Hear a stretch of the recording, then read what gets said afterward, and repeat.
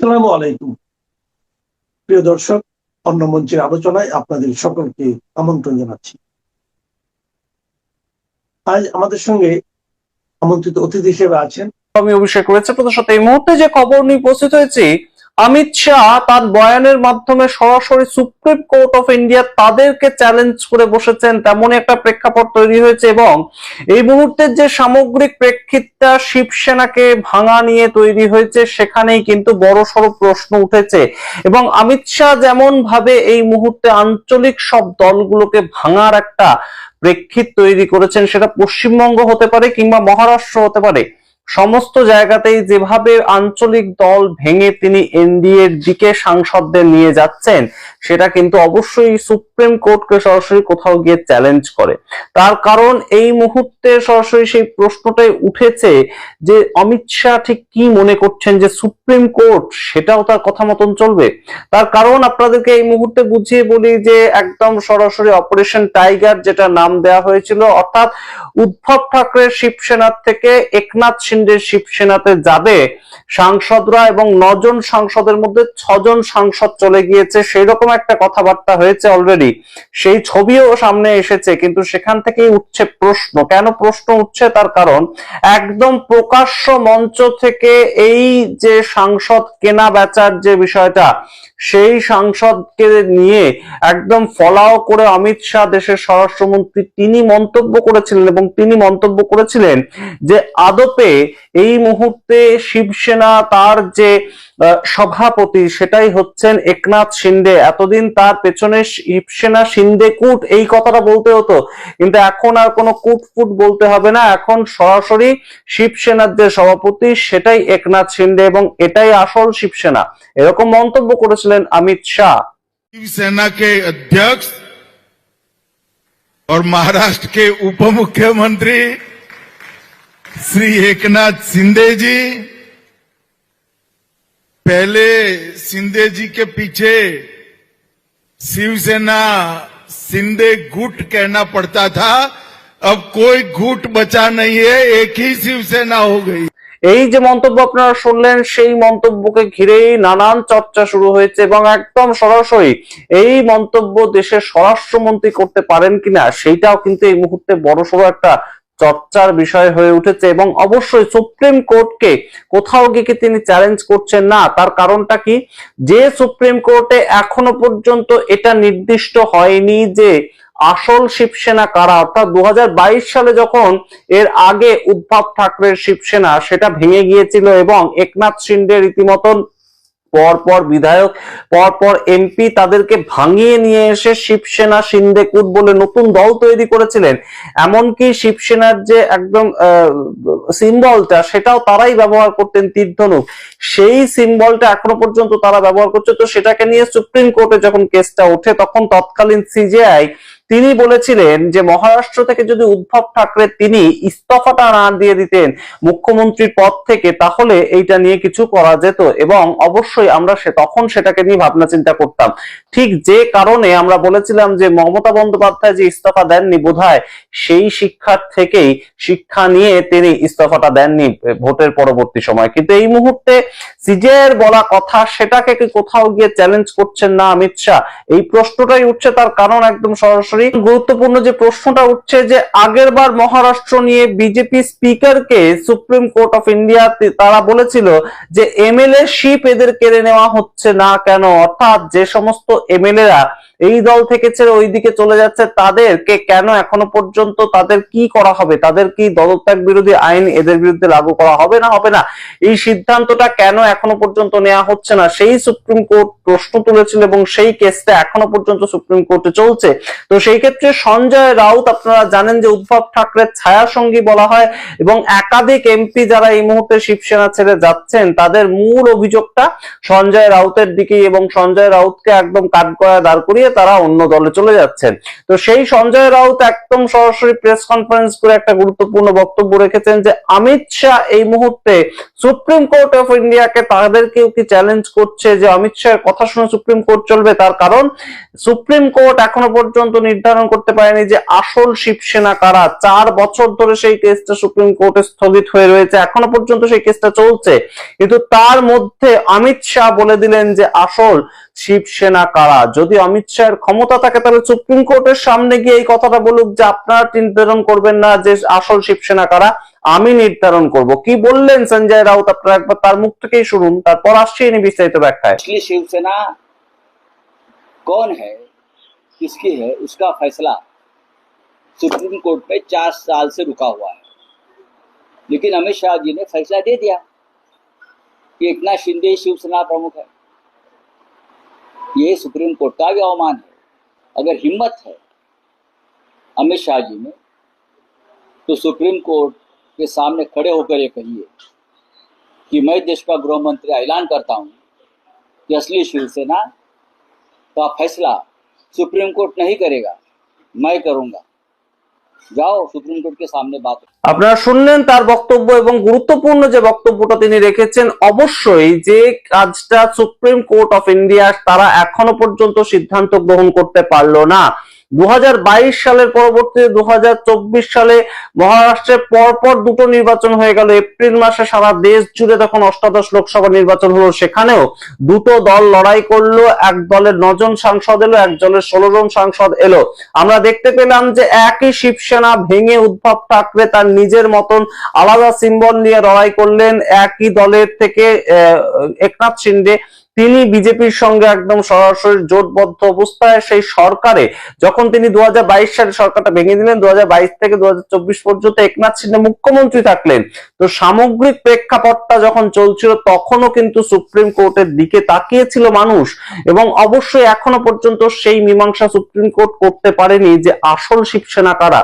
কিন্তু অমিত শাহ যেভাবে open stage থেকে বলে দিচ্ছেন যে শিন্দে কোর্টই আসল শিবসেনা, একনাথ শিন্ডেই আসল সভাপতি শিবসেনার, এই যে কথাটা, এই কথাটা কিন্তু অবশ্যই এই মুহূর্তে গুরুত্বপূর্ণ একটা বিতর্কের নতুন করে জন্ম দিয়েছে। এবং সেই বিতর্কটা কিন্তু অবশ্যই যে অমিত শাহ কি কোথাও গিয়ে এই মুহূর্তে সুপ্রিম কোর্টকে চ্যালেঞ্জ করছেন, তার কারণ সুপ্রিম কোর্ট যখন এখনো পর্যন্ত বক্তব্যটা রাখতে পারেনি যে উদ্ধব ঠাকরে নাকি এই একনাথ শিন্ডে কার কাছে দলের সিম্বল থাকবে, সেটা এখনো পর্যন্ত রায় আসেনি।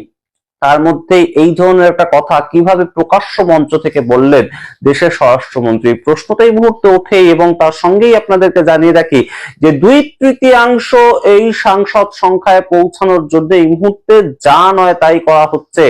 এবং কি এই মুহূর্তে যে লোকসভার স্পিকার যা খবর উঠে আসছে, এই যে 6 জন সাংসদ যারা একনাথ শিন্ডের টিম জয়েন করেছে এবং তারা এনডিএ কে সাপোর্ট করেছে, সেই সামগ্রিক বিষয়ে ওম বিড়লা আজকেই কিন্তু বিকেলবেলা 5টার সময় এদেরকে নিয়ে অলরেডি মিটিং এ বসে পড়েছেন। সুতরাং আপনারা বুঝতেই পারছেন যে 20 জন এমপি তৃণমূল কংগ্রেসের থেকে এনসিপিআই হয়ে একটা দলে তারা গেলেন, এবং অবশ্যই সরাসরি কিন্তু এই মুহূর্তে মহারাষ্ট্রের যে মডেলটা সেটা হচ্ছে, মহারাষ্ট্রে একনাথ শিন্ডে এনডিএ তে ছিলেনই, উপমুখ্যমন্ত্রী ছিলেনই, যে রাজ্যে এখনো আছেন, তো তার দলে একদম সরাসরি চলে গেলেন 6 জন সাংসদ, এবং অবশ্যই সেটা 2/3 সংখ্যাটা তো বটেই।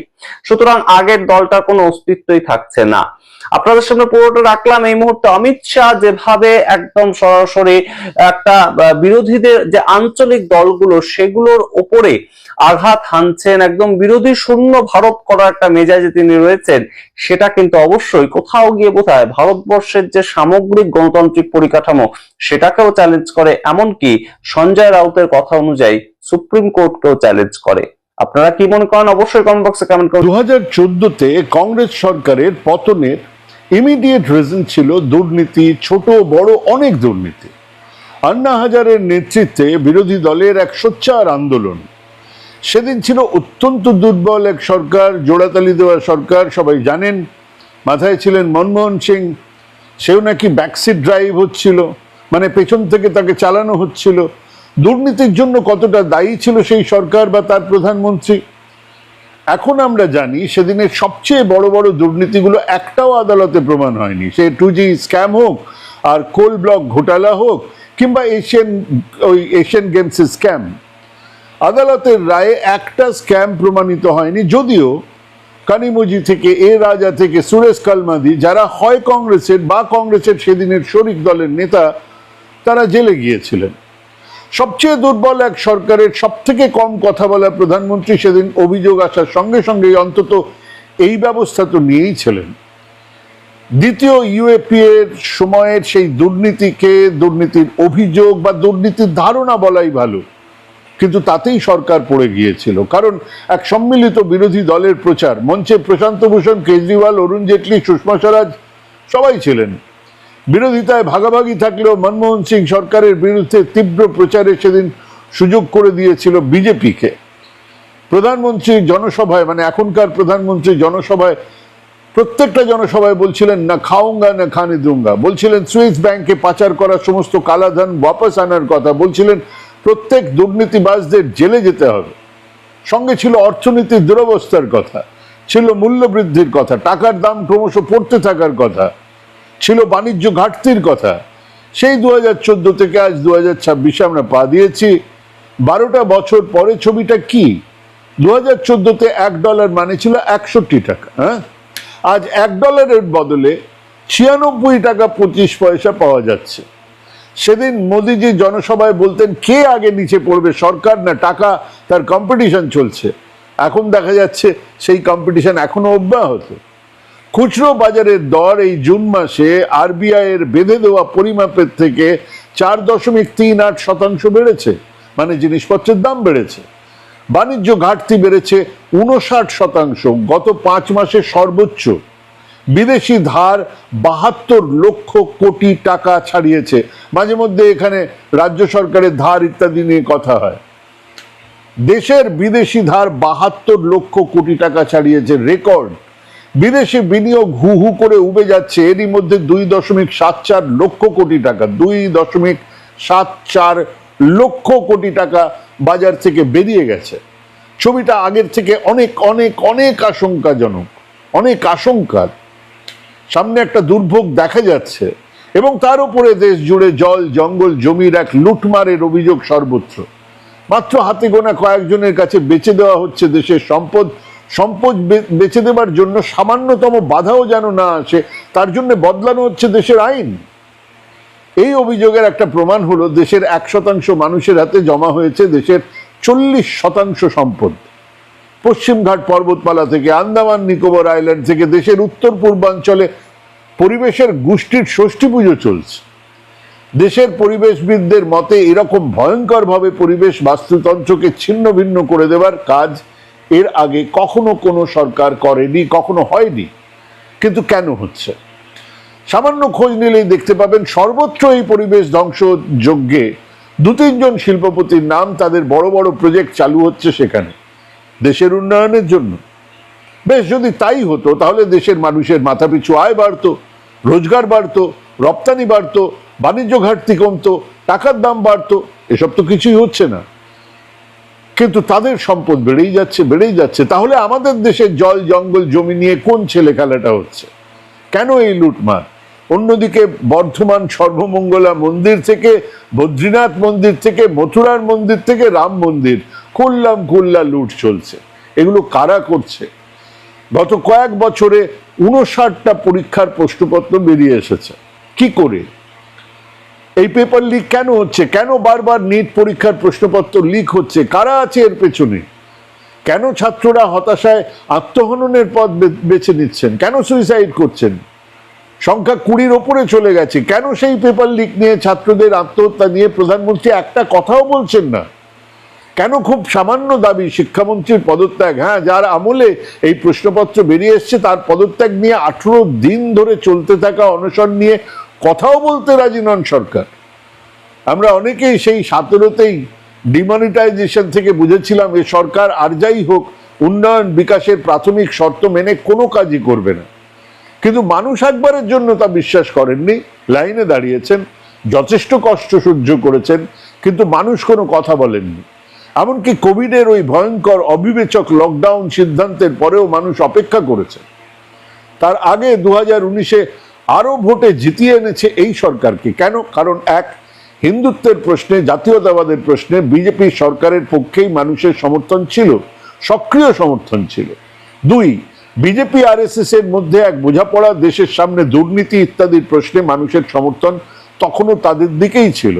তিন, নেতা হিসেবে নরেন্দ্র মোদী দুর্নীতির ধারণার ঊর্ধ্বে থাকা একটা ইমেজকে মানুষ সমর্থন করেছিলেন, এক সর্বত্যাগী ফকিরের ইমেজ মানুষের সমর্থন পেয়েছিল।